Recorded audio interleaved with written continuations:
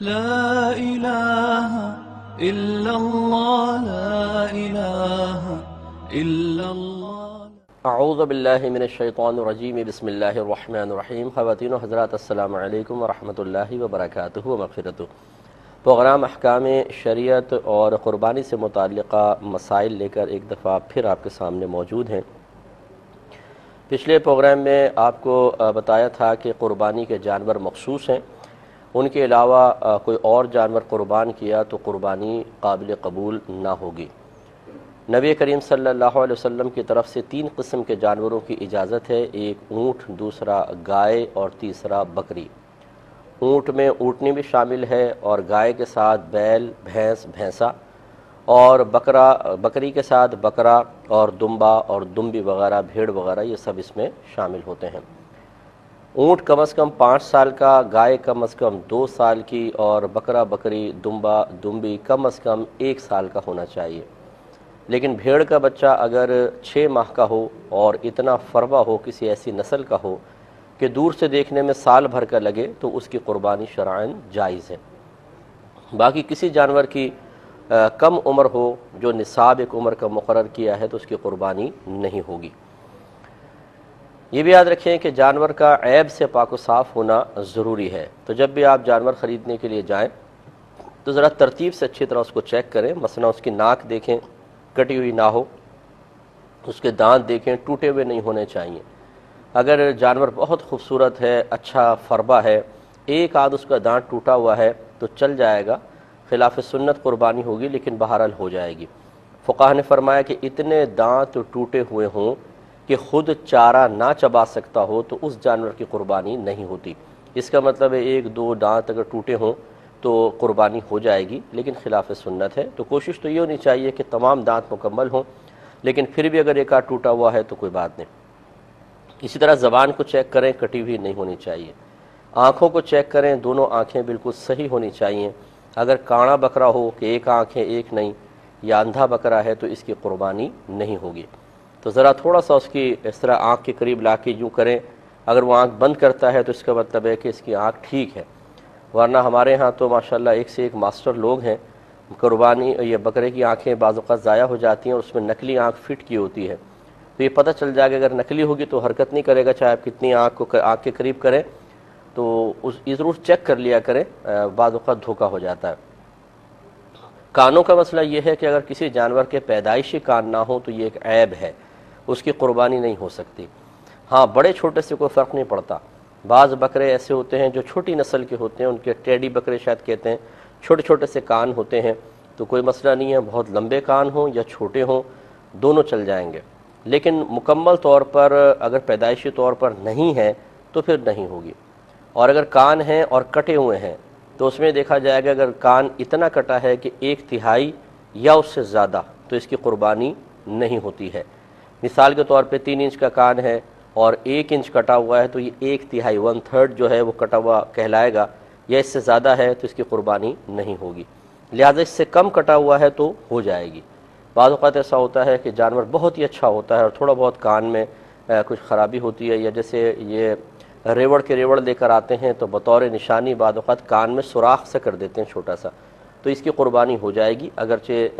خلاف سنت ہے، مکروہ قربانی ہے، لیکن وہ کراہت اتنی زیادہ نہیں ہے کہ خرابی پیدا ہو، بہت زیادہ خرابی پیدا ہو، تو ایسے جانور کی ہو سکتی ہے۔ لیکن اچھا ہے کہ پورا کان ثابت ہو تو بہت ہی بہتر ہے۔ اس کے بعد سینگ چیک کر لیں۔ سینگ میں اور کانوں میں ایک بنیادی فرق یہ ہے، اگر پیدائشی کان نہ ہو تو قربانی نہیں ہوگی، لیکن اگر پیدائشی سینگ نہ ہو کسی کے تو قربانی ہو جائے گی، جس کو عیب نہیں شمار کیا گیا، کیونکہ سینگ ایک اضافی چیز ہے اور کان باقاعدہ ایک جسم کا عضو ہے،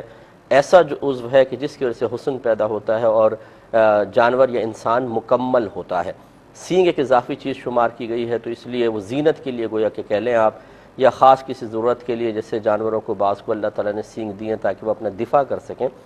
تو خلاصہ کلام یہ ہے کہ پیدائشی سینگ نہ ہو تو ہو جائے گی۔ اب اگر سینگ ٹوٹ گیا، مثال کے طور پر ٹوٹا ہوا ہے، تو یہ دیکھا جائے گا اگر جڑ سے ٹوٹا ہوا ہے تو پھر اس کی قربانی نہیں ہو سکتی، چاہے ایک ہی ٹوٹا ہو۔ ہاں، اگر جڑ سے نہیں ٹوٹا، اوپر سے ٹوٹا ہے تو اس کی قربانی ہو جائے گی، مگر خلاف سنت ہوگی۔ تو بعض اوقات یہ ایسا کرتے ہیں کہ جانور کے سینگ کاٹ کر اور اوپر سے اس کو گھس دیتے ہیں، گول سینگ کر دیتے ہیں، تو ایسے جانور کی قربانی بہرحال ہو جاتی ہے، اور بکثرت ایسے جانور منڈی میں آئے ہوتے ہیں، خصوصاً گائے وغیرہ جو ہیں وہ اس طرح کی ہوتی ہیں، تو ان کی قربانی ہو جاتی ہے، لیکن خلاف سنت ہوگی۔ اگر پورے سینگ ہو تو بہت ہی بہتر ہے۔ اور دم وغیرہ چیک کر لیں، بعض اوقات دم کٹ چکی ہوتی ہے اور اس کو جوڑا گیا ہوتا ہے لائٹ وغیرہ سے، یہ ذرا چیک کر لیا جائے۔ اس کے علاوہ اگر تھن والا جانور ہے، مثلا بکری ہے، تو دونوں تھن درست ہونے چاہیے، اور گائے ہے تو کم از کم 3 تھن صحیح ہوں۔ ایک اگر خراب ہو تو اس کی قربانی ہو جائے گی، خلاف سنت ہوگی لیکن ہو جائے گی۔ لیکن اگر 2 تھن خراب ہیں مطلب گائے کے، تو پھر اس کی قربانی نہیں ہوگی، اس لیے تھن بھی چیک کر لیے جائے۔ اس کے علاوہ چلا کر تھوڑا سا دیکھ لیں جانور لنگڑا نہ ہو۔ ویسے تو اتنا لنگڑا جانور کہ خود چل کر قربان گاہ تک پہنچ سکے، چارہ کھانے کے لیے جا سکے، اس کی قربانی جائز ہوتی ہے، لیکن مکروہ ہوگی، کہ لنگڑا ہے مکروہ ہوگی۔ لیکن اگر اس سے زیادہ ہے، جیسے ابھی بتایا کہ چل ہی نہیں سکتا ہے، وہ بالکل ایک ٹانگ اٹھا کے کھڑا ہو گیا ہے اور اس کے لیے چلنا دشوار ہو گیا ہے، تو یہ ایک بڑا عیب ہوتا ہے، اس کی قربانی نہیں ہو سکے گی، تو ذرا چلا کر دیکھ لیا جائے، بہت ہی اچھا ہے۔ تو یہ کچھ عیوب اور نقائص اچھی طریقے سے چیک کر لیے جائیں۔ اب مثال کے طور پہ بعض اوقات ایسا ہوتا ہے، ہم جانور لے کر آتے ہیں، گاڑی میں چڑھاتے ہوئے یا گاڑی سے اتارتے ہوئے جانور بدک جاتا ہے، پریشان ہوتا ہے، اور اس میں اس کو چوٹ لگ جاتی ہے، بعض اوقات کھال چھل جاتی ہے، تھوڑی چر جاتی ہے، بعض اوقات کھر اس کا تھوڑا سا اکھڑ جاتا ہے، ٹانگ میں چوٹ لگ جاتی ہے جس سے وہ تھوڑا سا لنگڑانے لگتا ہے۔ تو یاد رکھیں کہ اگر گھر میں آئے اور یہ چھوٹے موٹے عیب پیدا ہوئے تو اس میں کوئی حرج نہیں ہے، غنی ہو یا فقیر وہ آرام سے قربانی اس کی کر سکتا ہے۔ لیکن اگر اتنا بڑا عیب پیدا ہو گیا کہ جو قربانی کی راہ میں رکاوٹ ہے، جیسے پورا کا پورا جڑ سے سینگ ٹوٹ گیا، اتنا لنگڑا ہو گیا کہ چل نہیں سکتا ہے، یا آنکھ پھوٹ گئی خدا نخواستہ جانور کی، تو ایسی صورت میں اگر وہ غنی ہے یعنی مالک نصاب ہے تو دوسرا جانور لے کر آئے گا، اس کی قربانی نہیں کر سکتا۔ اور اگر شرعی فقیر تھا اور اس نے بیچارے نے ہمت کر کے جانور خریدا تھا، تو چونکہ شرعی فقیر پر قربانی کا جانور قربانی کی نیت سے خریدتے ہی اس خاص جانور کی قربانی کرنا اس پر واجب ہو جاتا ہے، لہذا اس کے لیے لازم نہیں ہے کہ دوسرا لائے، یہ اسی کو قربان کر سکتا ہے، اللہ تعالیٰ قبول فرمائے گا۔ یہ ہے کہ یہ اس وقت ہے کہ جب آپ ذبح کرنے سے پہلے یا قربان کرنے سے پہلے عیوب و نقائص پیدا ہوتا دیکھیں، تو یہی مسائل ہیں۔ اور ایک یہ ہے کہ آپ نے جانور لٹا دیا ہے، چھری پھیرنے والے ہیں یا تھوڑی بہت چھری پھیر دی ہے، اس میں بھی آپ نے دیکھا ہوگا بعض اوقات جانور ایک دم بدک کے اڑ جاتا ہے، دوڑ پڑتا ہے، بھاگ لیتا ہے، اور عین ذبح کے وقت اس میں کوئی عیب پیدا ہو گیا، مثلا اچھلا بہت ایک دم چھری پھیرتے اچھلنے لگا اور اس سے سینگ ٹوٹ گیا مثال کے طور پر، تو چاہے یہ غنی ہو یا فقیر، اس جانور کی قربانی دونوں کے لیے شرعاً جائز ہے، کہ بوقت ذبح جو عیب پیدا ہوتا ہے وہ معاف ہوتا ہے، کہ اب بالکل آخری وقت ہے تو اس کے لیے اس کی قربانی دونوں کے لیے شرعاً جائز ہے۔ ہاں اگر کوئی بہت مالدار آدمی ہے، صاحب استطاعت ہے اور صاحب ہمت بھی ہے، دل بڑا ہے، تو اگر وہ اس جانور کو کہے کہ نہیں، چاہے یہ قربانی کے وقت میں اس کو نہیں قربان کرتا، دوسرا لاؤں، تو یہ نور علی نور ہے، اللہ تعالیٰ اس کو مزید برکات سے انشاءاللہ نوازے گا۔ کچھ حصوں کے بارے میں بتا دیتے ہیں کہ ایک بات یاد رکھیں کہ گائے اور اونٹ کے اندر زیادہ سے زیادہ 7 حصے دار ہو سکتے ہیں، اس سے زیادہ نہیں۔ اگر 8 آدمیوں نے حصہ ملایا تو کسی کی بھی قربانی نہیں ہوگی۔ وجہ اس کی یہ ہے کہ بکرا بکری دمبا دمبی فقط ایک شخص کی طرف سے ہو سکتا ہے، اگر اس میں 2 شریک ہوں گے تو قربانی نہیں ہوگی، اور گائے کا ایک حصہ سمجھ لیں کہ بکرے کے برابر ہے، تو اس میں بھی 2 آدمی شریک ہو گئے تو قربانی نہیں ہوگی۔ مختصر سا بریک لیں گے، اس مسئلے کو کنٹینیو رکھیں گے انشاءاللہ بریک کے بعد۔ بسم اللہ الرحمن الرحیم۔ تو آپ کی خدمت میں جانور کے حصوں کے بارے میں ذکر کر رہے تھے کہ اونٹ اور گائے میں زیادہ سے زیادہ 7 حصے دار ہو سکتے ہیں، لہٰذا اگر 8 حصے دار ہو گئے، مثال کے طور پہ 8واں ملا لیا گیا، تو آپ یہ دیکھیں کہ ہر حصے میں 2 آدمی شریک ہو جائیں گے، کیونکہ اگر ایک حصہ سب کی طرف سے مان لے تو پھر جو 8واں شریک ہے وہ کسی نہ کسی کے حصے کے ساتھ شریک ہوگا،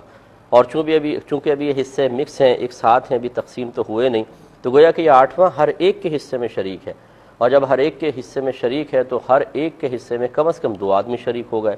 تو جس طرح ایک بکرے میں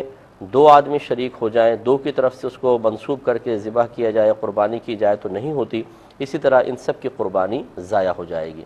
لیکن یہاں وضاحت یہی ہے کہ پیسے ملانا ایک الگ فعل ہے اور قربانی کو منسوب کرنا ایک الگ چیز ہے۔ یہ ہو سکتا ہے کہ 10 آدمی مل کر ایک گائے کے پیسے 10 آدمی نے مل کر پیسے ملائے اور گائے لے کر آئے، لیکن جب اس کے حصے مختص کرنے لگے، خاص کرنے لگے تو 7 کو ہی کیے کہ فلاں فلاں فلاں 3 نے کہا ہماری طرف سے نہیں، پیسے ہم نے بھی ملا دیے۔ تو پیسے ملانے سے کوئی فرق نہیں پڑتا، اصل میں حصے منسوب کرنا یہ اصل مسئلہ ہوتا ہے۔ تو اگر 2 کی طرف سے یہ کہا کہ بھئی ایک حصہ یہ 2 کی طرف سے، ایک بکرا ان 2 کی طرف سے، یہ ہے منسوب کرنا، اور یہ غلط ہوگا، اس سے پھر قربانی ضائع ہوگی۔ تو کل انشاءاللہ اس عیوب و اس کے حصوں کے بارے میں مزید میں کچھ مسائل عرض کر دوں گا۔